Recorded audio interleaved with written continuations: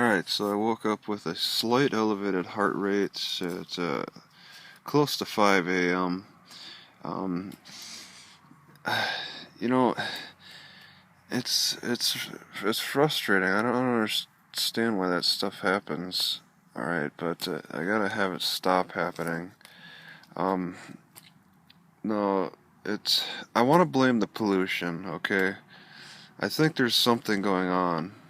But I don't keep track of the particulate counts. Alright, I don't keep track of the warnings for air pollution. It seemed like maybe weather.com maybe the app used to warn of air stagnation on. It used to in Washington and Oregon. It would put out a warning about air stagnation a lot, but I never see it in Idaho or Boise, and I think that might be because they're just not doing it. They might be ignoring the air stagnation warnings or something. They don't measure it as keenly as the coast. I want to believe that it's the pollution out here. But I'll also have to say that maybe this lying position for sleeping is catching up with me. I'm just gonna throw that out there too. Maybe that's part of the reason. It seems strange to me. For over 3 years, and now it's catching up with me that sleeping in a car is now going to be hard on my heart, and it's catching up with me. Got to keep the options open. Got to think about that, because I did get a couple of weird heart issues while I was in jail, and they went away. They came and went away. It's just like a slight increase in like the beats. That seems unnormal. It comes every so often, like something just trips out and just the heart goes a little crazy. But I'm sitting. I drove to a little new place from where my heart was acting weird, and I'm smelling this burning smell in the air. I can't smell very good because I was that's part of the thing. I was coughing up a lot of phlegm. And that's going to interfere with my heart. It's going to make my heart go a little crazy. Alright, because it's dealing with less room. I'm collecting phlegm. And I got kind of a cough. And I don't think that burning smell, whatever's in it, I don't think that's helping too much.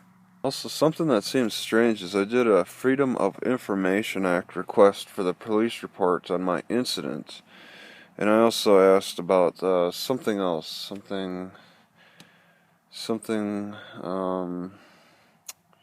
but either way, the sheriffs responded that I should go through my public defender with that. Oh yeah, it had to do with trying to get some money back on that tow job. $360 is incredible for such a bogus arrest.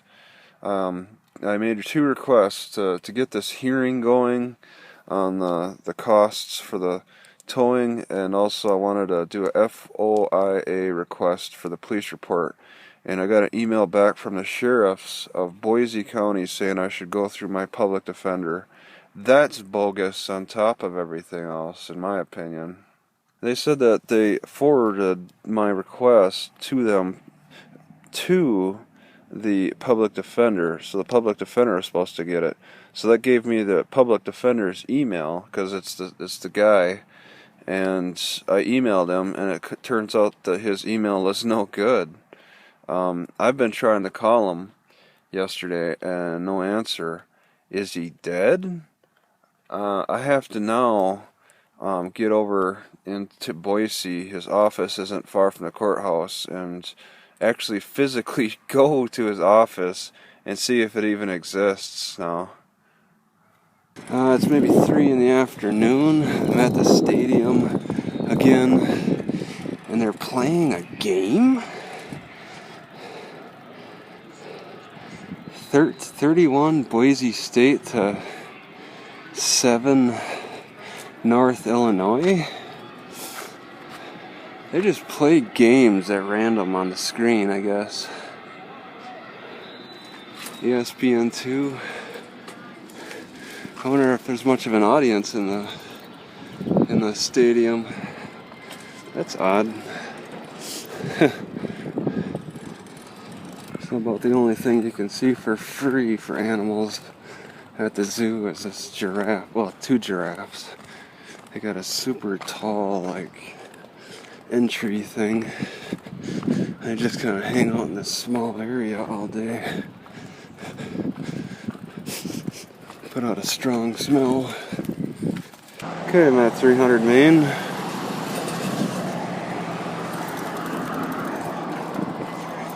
And this should be where my public defender is located.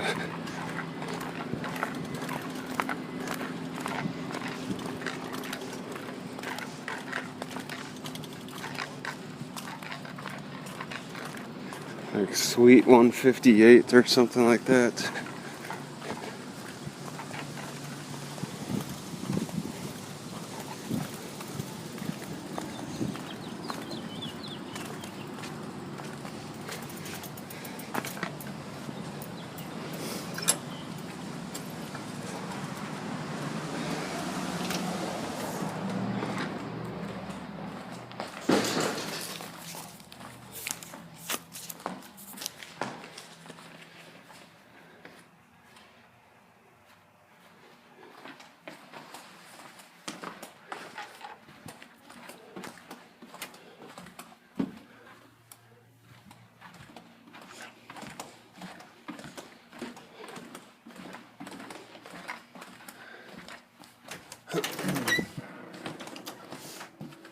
I left 2 messages over the past couple of days and never got a response. Maybe it doesn't go through very well. Okay, But my name's Travis Hines. Oh, okay. I think that Rob's been out of the office today. And yesterday? Yeah, I think I got 1 message from you.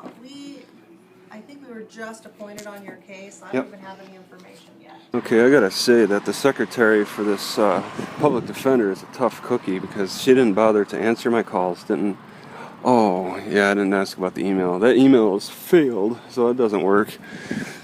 I finally come in here and start asking to set up an appointment. She's like, well, it'll be a couple of weeks. And I'm like, I can't wait a couple of weeks because this 10-day deadline time limit to get the tow truck counsel going is coming up in the expiration period. So I needed to get that. And she's like, well, she was kind of hesitant about setting up an appointment still.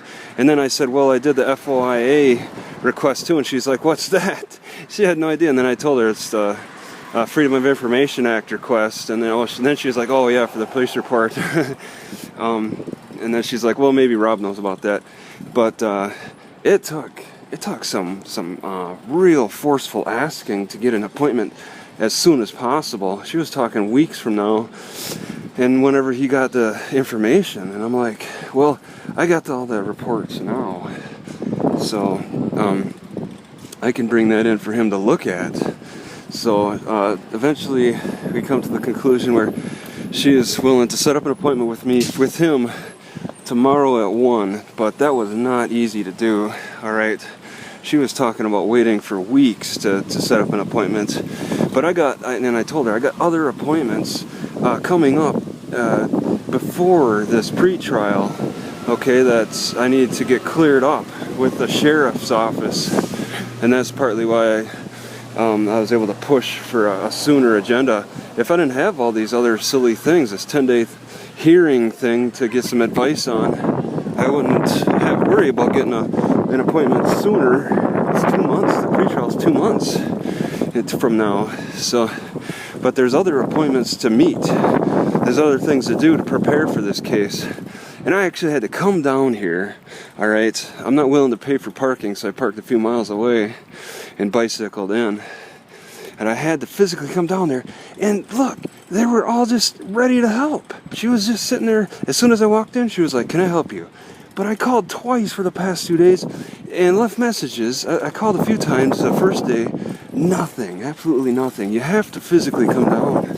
And I've learned that from other places. You gotta physically show up. So I did. I got an appointment for tomorrow at 1. Hope to get some questions answered.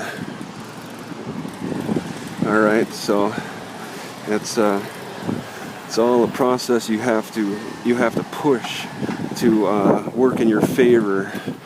All right, you can't just sit back and accept what they suggest. This is a negotiation. This is the start of the negotiations, pretty much pushing for a better agenda that's more in your favor. You constantly have to push, like the guy who talked about common court said.